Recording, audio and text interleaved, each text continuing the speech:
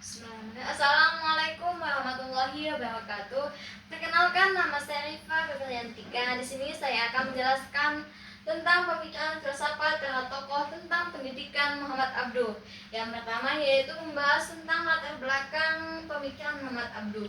Muhammad Abduh lahir pada tahun 1849 di Mesir, sebuah masa ketika dunia Islam tengah mengalami kemunduran di berbagai bidang, terutama dalam aspek politik, sosial, dan pendidikan. Kondisi Mesir saat itu berada di bawah pengaruh kolonialisme Barat yang menimbulkan krisis identitas dan melemahnya nilai-nilai keislaman di masyarakat.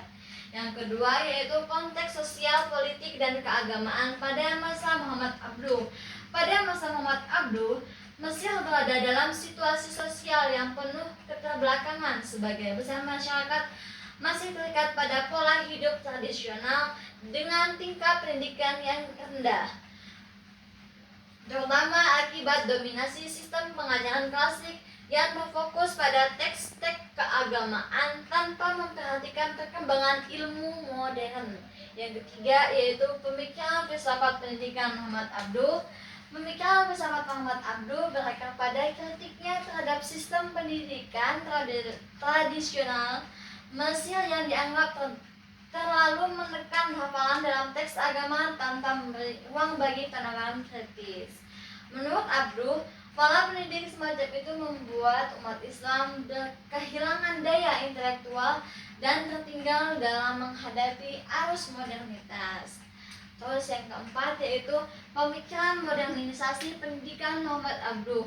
Muhammad Abduh merupakan salah satu tokoh pembaru Islam yang menaruh perhatian besar terhadap dunia pendidikan. Menurutnya, pendidikan adalah sarana utama untuk membebaskan umat Islam dari keterbelakangan, kebodohan, dan dominasi kolonial. Ia berpendapat bahwa pendidikan tidak boleh hanya berfokus pada aspek keagamaan semata, melainkan harus mampu mengembangkan potensi akal manusia melalui ilmu pengetahuan yang relevan dengan kebutuhan zaman.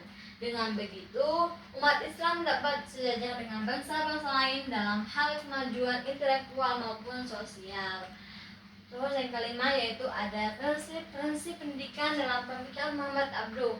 Dalam pandangan terhadap sejumlah prinsip penting yang dapat dijadikan landasan dalam penyelenggaraan pendidikan Islam yang ideal, yaitu ada 7. Yaitu yang pertama yaitu keseimbangan ilmu dan wahyu. Keseimbangan antara ilmu, akal, dan wahyu. Yang kedua yaitu pendidikan sebagai sarana pembangun sosial. Yang ketiga kebebasan berpikir dan penolakan terhadap taklid buta. Yang keempat relevansi pendidikan dengan kehidupan modern. Yang kelima yaitu pendidikan untuk semua golongan. Yang keenam pembentukan akhlak sebagai tujuan utama. Yang ketujuh integrasi antara ilmu agama dan ilmu dunia. Yang terakhir yaitu tujuan dan manfaat pemikiran filsafat pendidikan Muhammad Abduh.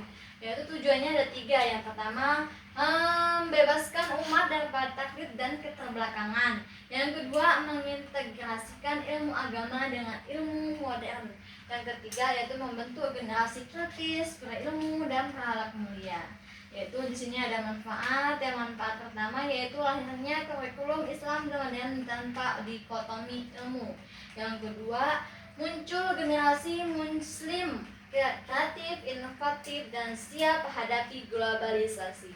Yang ketiga yaitu terwujudnya pendidikan Islam yang inklusif, maju, dan bermartabat.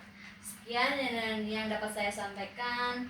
Cukup sekian. Wassalamualaikum warahmatullahi wabarakatuh.